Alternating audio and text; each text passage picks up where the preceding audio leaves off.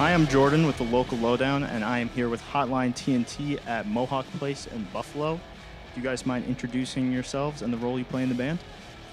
My name's Sarah. I play bass. I'm Chewy, play guitar. I'm Mike, I play drums. I'm Maria, I play guitar. I'm Will, and I sing. All right. Thank you guys for the introductions. So you guys have become known for having a raw and artful shoegaze sound. Was there a lot of trial and error in developing this sound over time? Nah, not really. No? You were just great from the beginning.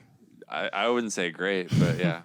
It was pretty much, it's been refined a little bit, but Yeah.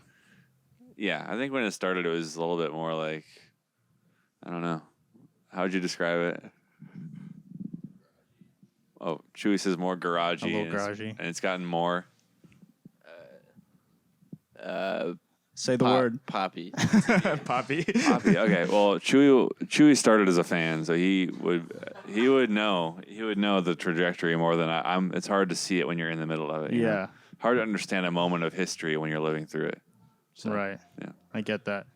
Do you have any advice for bands that are just starting out on really anything? But the question that I'm kind of interested in is what equipment to use for this type of sound. That don't matter. Yeah, that's exactly what I was going to say. Really, you can use anything. And honestly, bad equipment sometimes makes better music. It doesn't really matter about what you're using. It's about what you're doing. Yeah, definitely. Tone knob down on the bass. Okay. It was.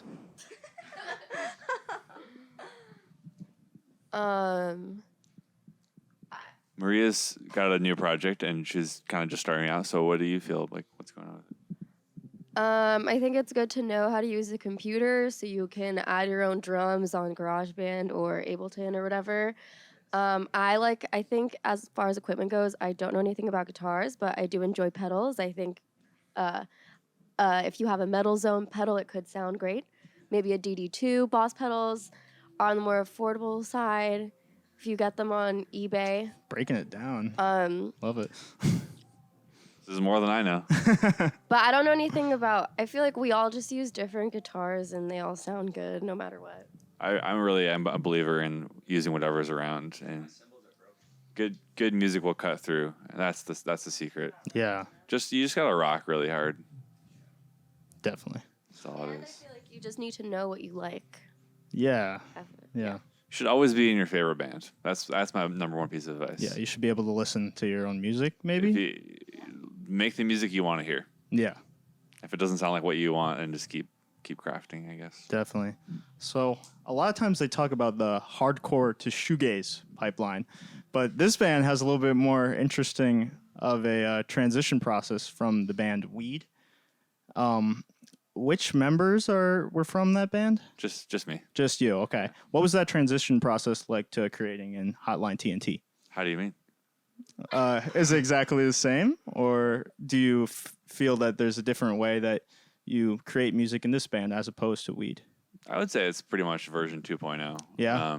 It's more just like Weed ended in Vancouver, and we all kind of went our separate ways. Mm-hmm.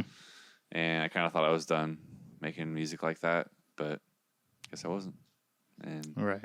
yeah, I don't think maybe it's gotten better. Some people still can't get over the first riff. Both are fire. Both are fuego. Yeah.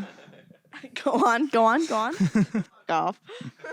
So, next question then. Next question, You please. guys are originally from Minneapolis? Yes?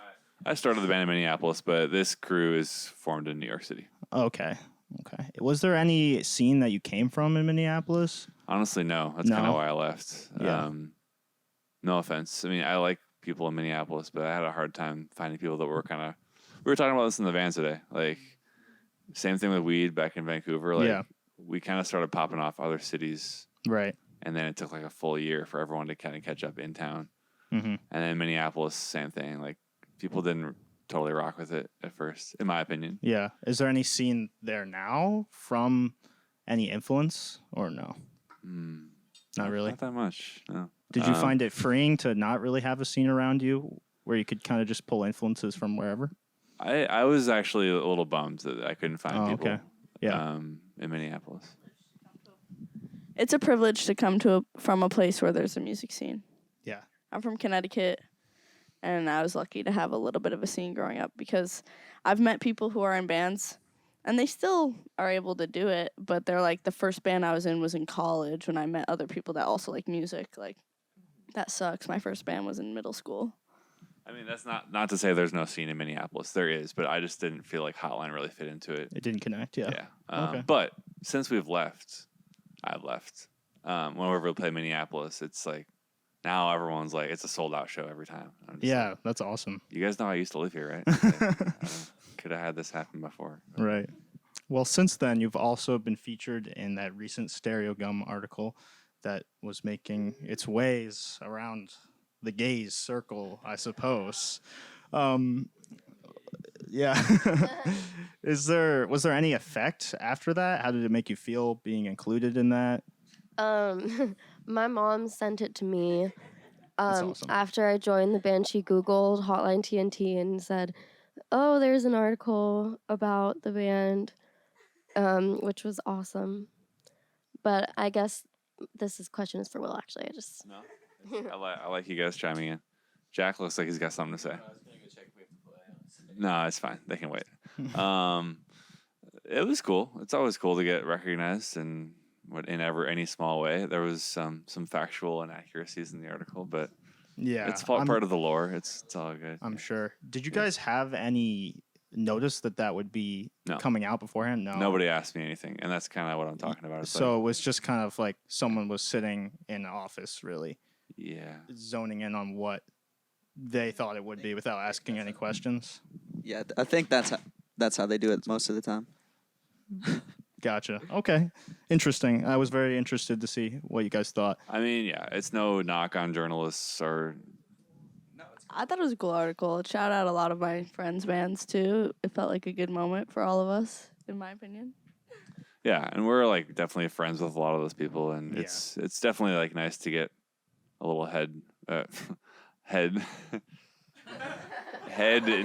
A little head nod. A little tip of the hat from, Stereogum is a well-respected, I guess, publication. MP3 blog meets, publication, and it doesn't hurt to have any, that is mostly true. Yeah. Well, before I let you go here, do you guys have any shout-outs, upcoming releases maybe, upcoming shows to shout out? This will come out probably in a week or two from today. Okay. Yeah. We're playing a show April 1st in New York at Project Reach. Awesome. It's in New York, Chinatown. It's going to be popping off with Bib from Omaha and Fantasia and maybe somebody else. Oh, snap. Can't say too much about that just yet. Okay. Special guest. And we have a new record coming out in a matter of months, hopefully. Wow. Can't wait for that. Thanks. Me either. Any extra info you want to lay down on that? Dream big. Okay. Dream big. Yeah, we're thinking SNL. Okay. Okay. Yeah. I'd like to see it. Yeah. We will. Sweet. Well, thank you guys so much. You're welcome. It's been Jordan from the Local Lowdown, and we'll catch you in the next interview. It's been Jordan from the Local Lowdown, and we'll catch you in the next interview. Do. Doot doot.